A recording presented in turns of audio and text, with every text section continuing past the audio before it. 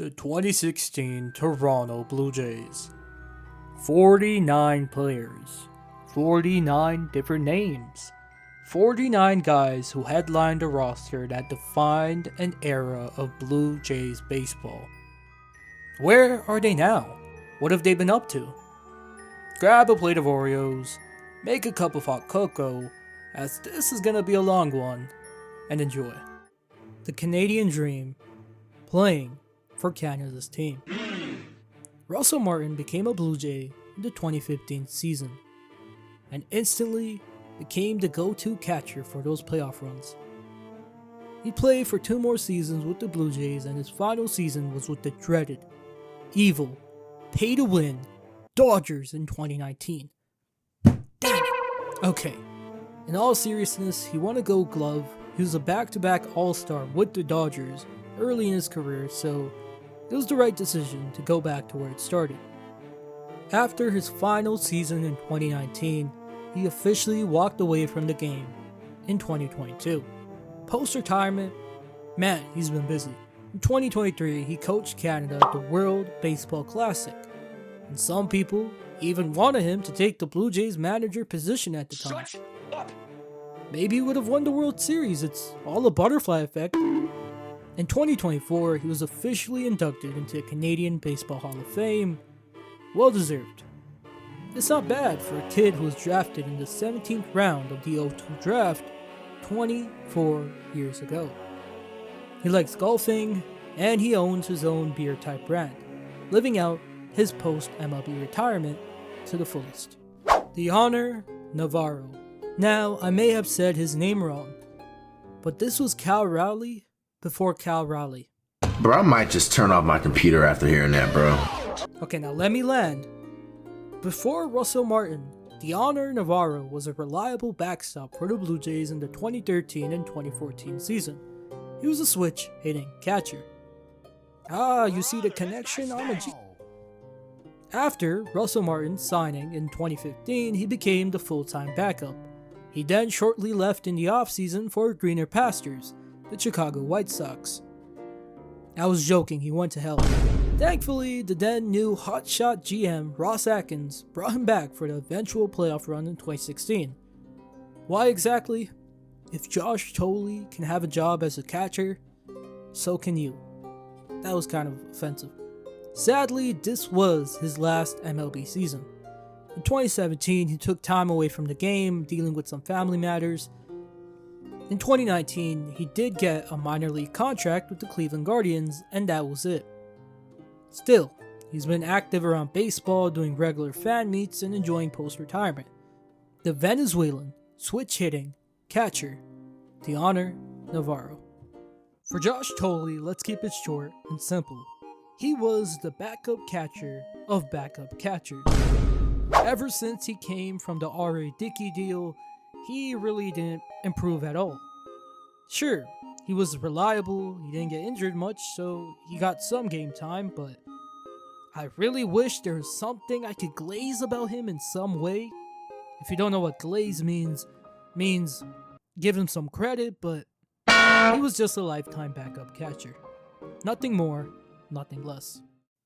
We just need to take a moment to remember the heart of the 2016 Toronto Blue Jays. If you don't remember who that was, you're too young, and you missed out on watching Jose Bautista.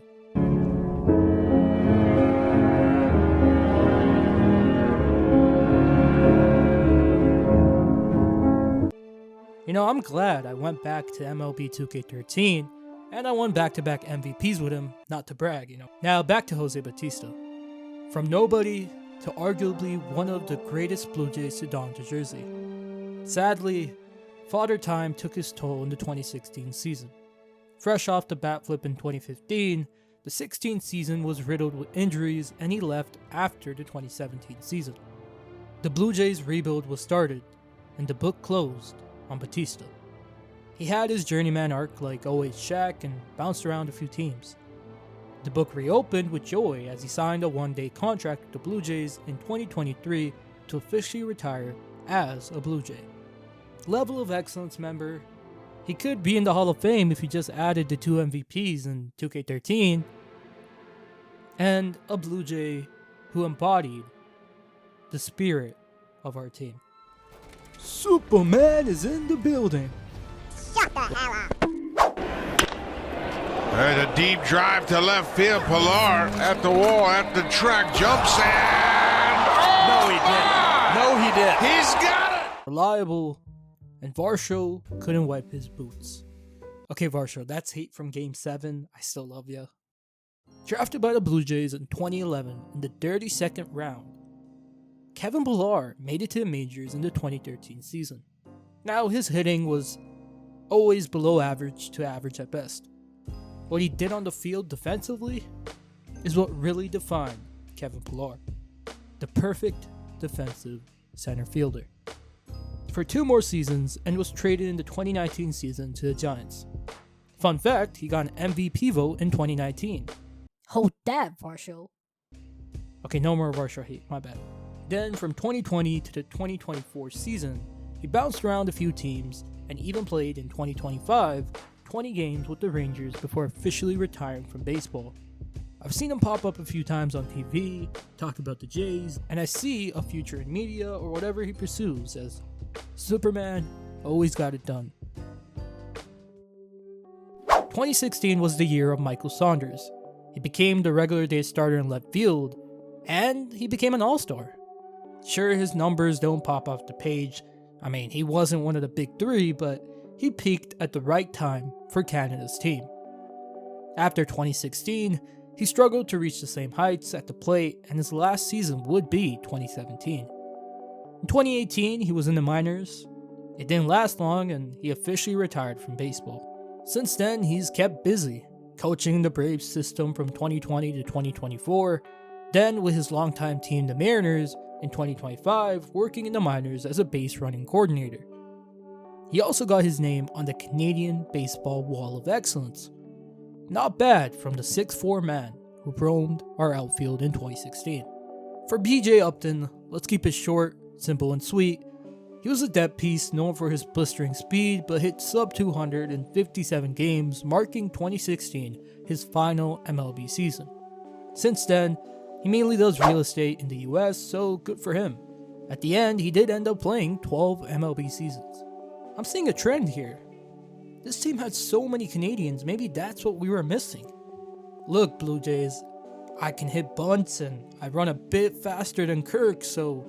Shut your Back to Pompey. He never wowed with his hitting, but this was a kid who lived 40 minutes away from Mississauga living out the dream. Player-wise, great depth and much better than Upton for me at least. Sadly, he dealt with concussion issues, had brief stints in 2018 with the Jays, but he bounced around since then. Still, another guy for MLB The Grid, lifetime Blue Jay. In 2022, he transitioned to a respectable member of the police force in Hamilton. He really did live out the dream. Ezequiel Carrera. Solid depth piece with good speed, and he had some good fielding in the outfield. He would end up playing 1 more season as a Blue Jay, and he put up solid numbers. After 2017, he bounced around the minors and played some independent ball till retiring in 2022. Darrell Cicilline. Hey, I might be Italian. Played exactly 11 games in 2016. He hit exactly 111 in the majors with the Blue Jays.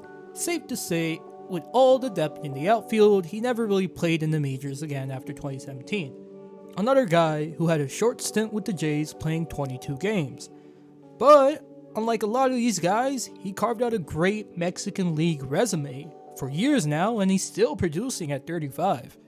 Props to him, and props to the Lake.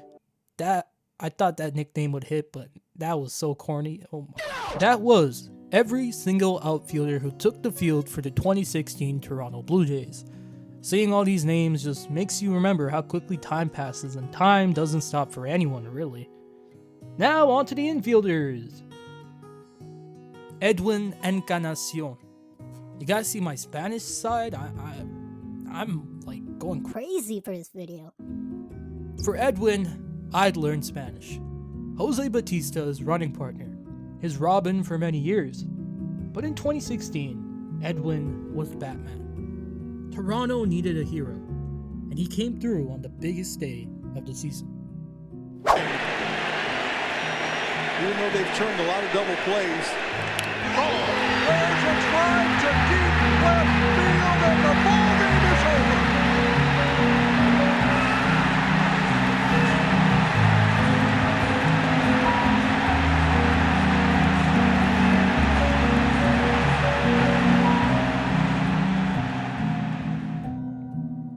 Iconic, nostalgic, and I probably would have a video of him up by now, but when Edwin pulled out his bird and rounded the bases, he was a superstar for this team. His eventual departure in 2016 during the offseason, after now it's been 10 years, still stings as it showed an end of an era with him heading to the Cleveland Guardians.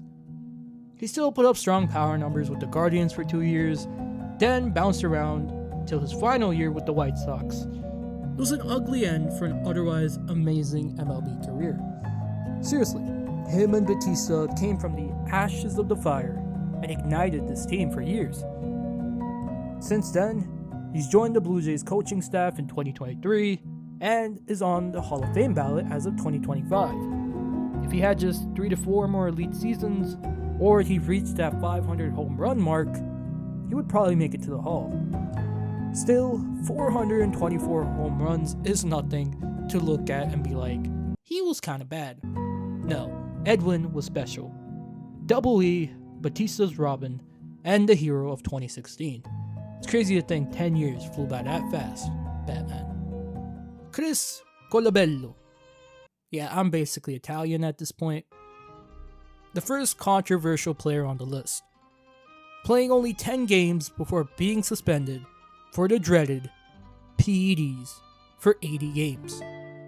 Mind you, this was after an elite season in 2015. Heck, I even forgot about this. But the Blue Jays had gotten another needle in the haystack. Quality depth who played multiple positions. I had fond memories, but his astronomical numbers out of nowhere in his age 31 season now make a lot more sense looking back. Look, Chris Colabello, next time you better call Kawasaki. Now, Chris Colabello made a tweet in 2023 talking about this whole incident, why it happened, and I believe him. For a guy to come out all these years later to defend his name, I respect it, one, and number two, that's a guy who's remorseful and he understands something went wrong for him to get a positive PED test. Chris Colabello never played another inning of Major League Baseball. Sure, we can say it's unfair, and for me, I think this is like Tatis Jr. He didn't know, he took it by accident. But the tinfoil hat in me says this was all orchestrated by the wizard of Slytherin House, Justin Smoke. Yeah, we're going there. Now look, Justin Smoke, you lost your position as soon as Chris Colabello, this new hotshot Italian infielder, came in. So, he made a Polyjuice potion, and before his PED test, he gave him lasagna laced with PEDs as his trainer.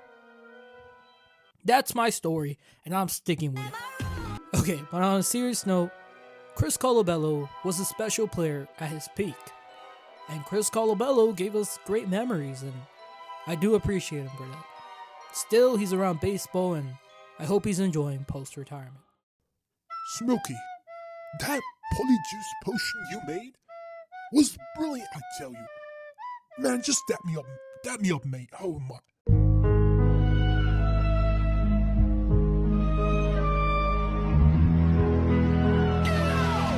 Now, in 2015, he was losing playing time to Colabello. After his suspension, he obviously got a bigger role, playing a lot of first base for the Jays in 2016, as Edwin DH'd a lot. Now, Smoke wasn't spectacular, but he got the job done and he was a good piece of the puzzle. In 2017 was the year Justin Smoke took the leap. Move aside, Edwin. We got Smoke now. 38 home runs with 90 RBIs, pairing him to make the All-Star team in 2017. He made it seem like, hey, we didn't need Edwin. He'd remain a Blue Jay till 2019, then he bounced around in 2020 at 33. In 2021, he played in Japan, so props to him, and he'd shortly retire from baseball. He's another fond member of the squad in 2016, and he had his year where Justin Smoke was Justin Smoke. He did pretty well, all things considered. You're a wizard, Smoke. Okay, enough Harry Potter, no more Harry Potter from here on out. Barney! Can't believe how old that show is getting. Darwin Barney, a solid depth piece in our infield, was a former Gold Glover, and after 2016 would play one more season with the Blue Jays.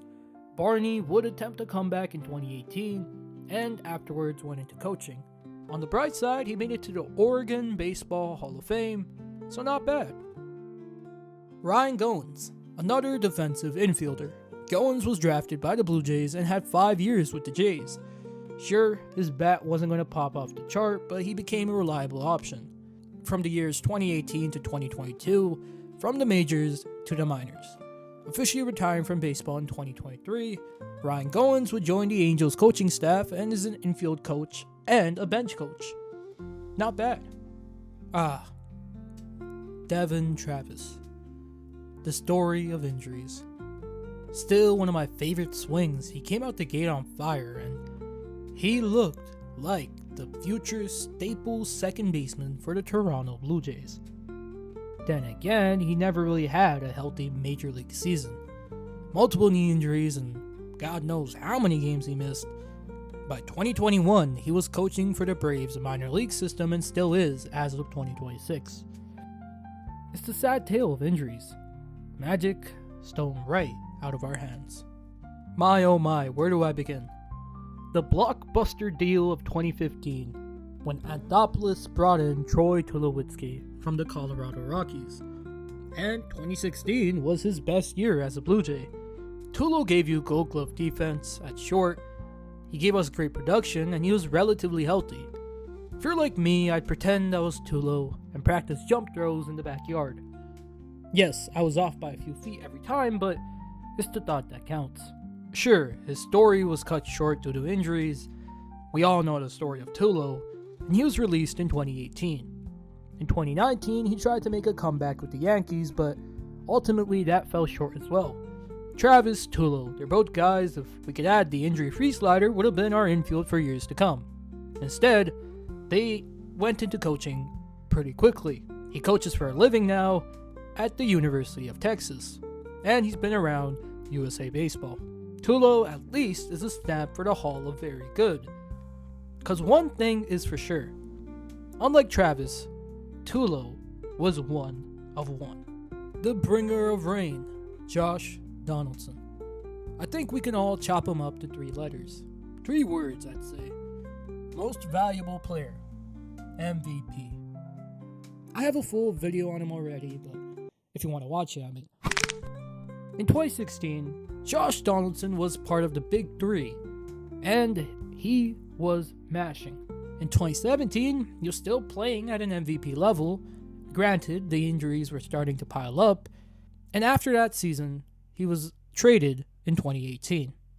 The heart he showed and how he embraced playing for the Blue Jays is really what spoiled us for 3 years. He did have a resurgence campaign in 2019 with the Braves, but he bounced around in his final years as Father Time is undefeated, retiring at 37 with the Brewers in 2023. Another guy, if he played 3 to 4 more elite seasons, would be a Hall of Famer, because that's how special he was at his peak. Can we all ever forget when he stole home plate? No. He is an icon of the Blue Jays. Andy Burns, Matt Dominguez, and Jimmy from Mr. Beast. Now, if you know I'm avoiding to say his last name because I get it wrong, A+ for you. these guys aren't really notable. They had short stints with the 2016 roster, but they still deserve a mention. You made it to the team, something I didn't do, so. Now to the final part of this video. Pitchers! Woohoo! You would not believe your eyes how Marcus Stroman turned out. He should have been a Blue Jays legend, man. Come on, I might be harmonic at this point. Marcus Stroman was the up-and-coming arm in 2016. Look, Some people still love him, some people still hate him, and some people are right in the middle. And that's me. 2 years prior, Marcus Stroman was making brief stints with the Jays and showing the flashes of a future go-to arm. And in 2016, he officially took the leap. He pitched 200 plus innings. He was a solid fourth starter on a playoff team at just 25 years of age. Marcus Stroman would then proceed to be a Blue Jay till 2019, peaking in 2017 with his best statistical season. An All-Star, a Gold Glover, but he was on a team that was on the decline. Wait, VAR. He wasn't an All-Star, but still the best statistical season. Well, his final season was 2019. If you can't notice what's wrong with Marcus Stroman, well, toxic is one of his traits. And he had a fallout with the then GM, Ross Atkins. And Ross Atkins, well, he said, hasta la vista, buddy. Not really. I mean, he went to the Mets, who were competitive at the time, and he was traded at the deadline. He was an All-Star in the 2019 campaign. He opted out of playing in 2020, which made sense, COVID, and in 2021, he pitched well. In 2022, he was a free agent, and the Chicago Cubs signed him to a massive 3-year deal.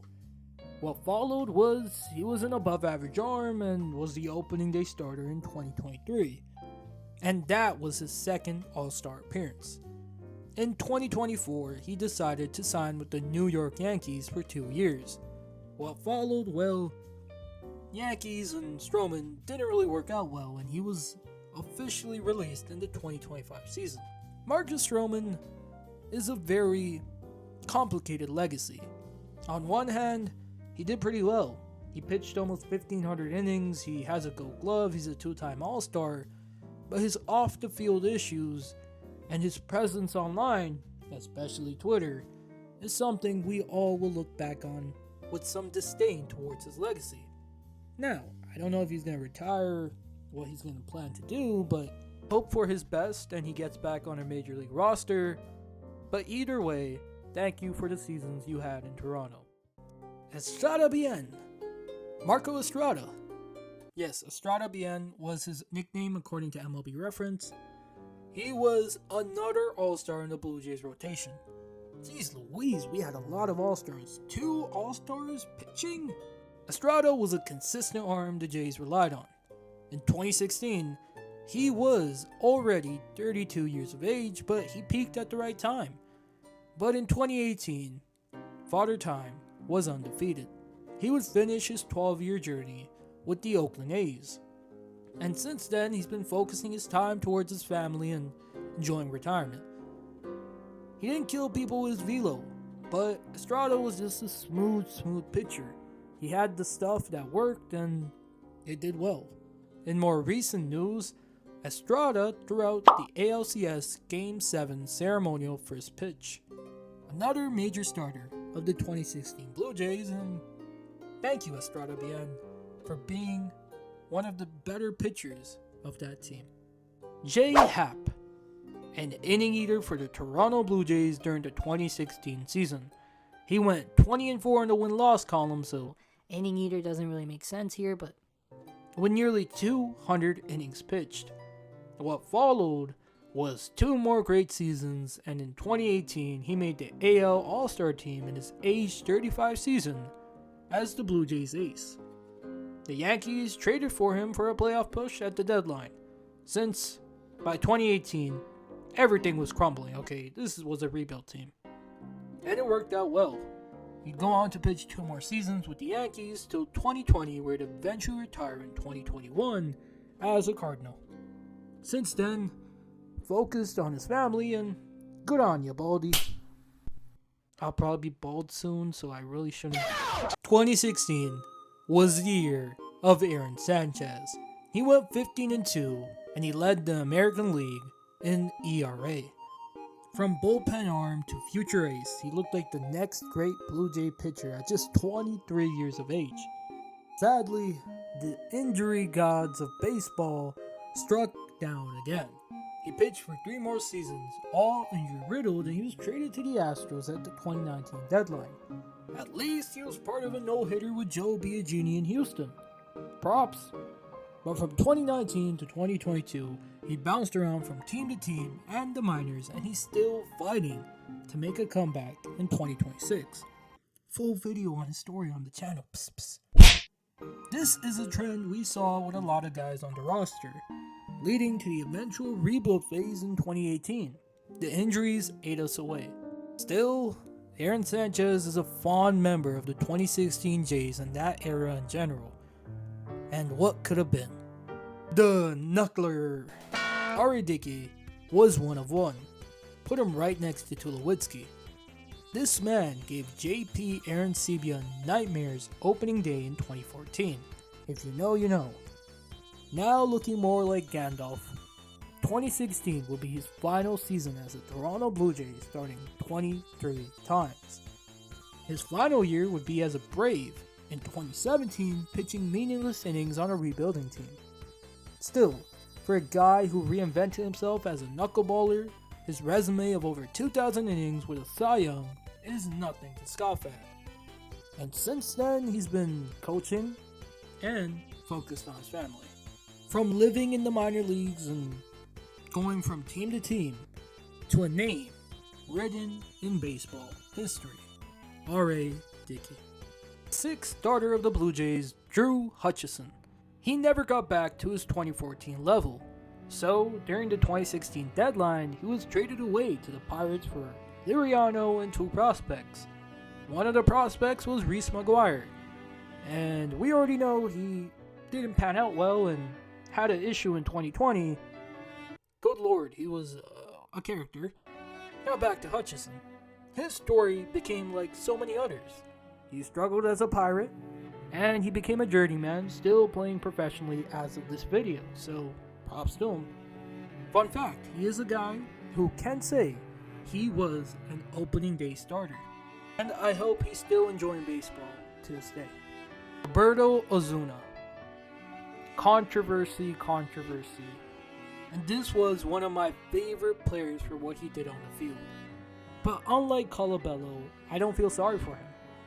Roberto Osuna became a fan favorite from his initial call-up in 2015, and he became an all-star as a Blue Jay.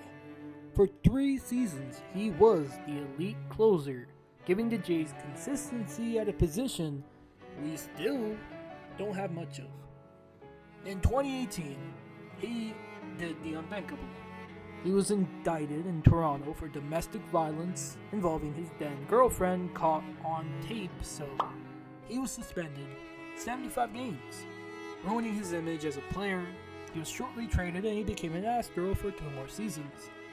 Another guy who should have been one of the great Blue Jays and carved out a long MLB journey with the Jays, but threw it all away with his off-the-field actions. And this is one of the players that made me realize, with all the greatness they show on the field, they could be just as stupid as any other idiot, criminal, anyone off the field. Damn. Now back to a guy I remember as a fun player. Rule 5 draft pickup, Joe Biagini is such a fun name to say. Joe Biagini. Okay, enough. Honestly, he was a breath of fresh air. Spot starter relief arm for 3 seasons till 2019, eventually being traded in the aforementioned Aaron Sanchez trade. After 2 seasons with the Astros, his last major league appearance was with the Cubs. Since then, he's played in the minors and overseas. He was a diamond in the rough, a Rule 5 draft reliever, Joe Biagini. Gosh, that name is awesome. Brett Cecil. Good old goggles Brett Cecil. I'm legally blind, I can see barely. Cecil became a reliable lefty arm for the Blue Jays bullpen for years, from his debut in 2009 to his final year in 2016. Heck, he even made an all-star team in 2013. The then longtime Brett Cecil would leave in the offseason to a massive contract he signed with the Cardinals. To be honest, that much money, it was the right move. Sadly, his career was cut short due to lingering injuries in 2020, officially retiring from the game in 2021. A solid MLB career for the only notable goggles-wearing pitcher I remember, and I hope he's enjoying retirement. Ryan Tepera, bullpen arm. He became a career journeyman after the 2019 season with the Jays. So he carved out 4 years as a Blue Jay, and he last pitched in 2023. He was a solid depth piece. Sometimes I did dread when he got into the game. Aaron Loup, another notable lefty in the Jays bullpen. Loup played till the 2017 season with the Jays. What followed was multiple teams for the next few years, with his last major league season with the 2023 Angels. The veteran arm of the bullpen, Jacquin Benoit. His 2016 stats were elite, and he was a valuable member of the Jays. Now, the one thing that bugs me about him is that he had the saddest way to get injured. You see, he got out on the field during a benches clearing incident, and he tore his left calf, sidelining him for the rest of the season and the postseason. Jacquin Benoit, unlike a lot of guys on this list, he pitched 16 major league seasons, and he had over 1,000 strikeouts, retiring in 2017. And he carved out a great MLB career as a bullpen arm. Now, I checked the time, this video is getting way too long, so from here on out, here are some names who I think we can just list them out. Scott Feldman, Gavin Floyd, Francisco Liriano. These guys all carved out good MLB careers, but nothing really notable after 2016. Still, they ate innings when our rotation starters were out, so spot/depth starters. Thank you, Feldman, Floyd, and Liriano. These were the bullpen arms of the 2016 Blue Jays who kept the engine running. This was the crew, sure not big names on the roster, but notable names like Jesse Chavez, the man that defies the age, and even pitched in 2025 at 41 years of age. Writing some of these names felt like I was handing out ribbons. No offense to anyone here. Shout out to you, Franklin Morales. And Scott Diamond, what a name. Well, ladies and gentlemen, relief. We have made it to the end where every single player who suited up for the 2016 Blue Jays has been mentioned and spoken for. A blast in the past, and a year that turned 10 years old as of 2026. Thanks for watching. Like always, I hope you're having a wonderful, wonderful day, and please comment down below, and a like would go a long way. Keep watching your Blue Jays as always, and peace.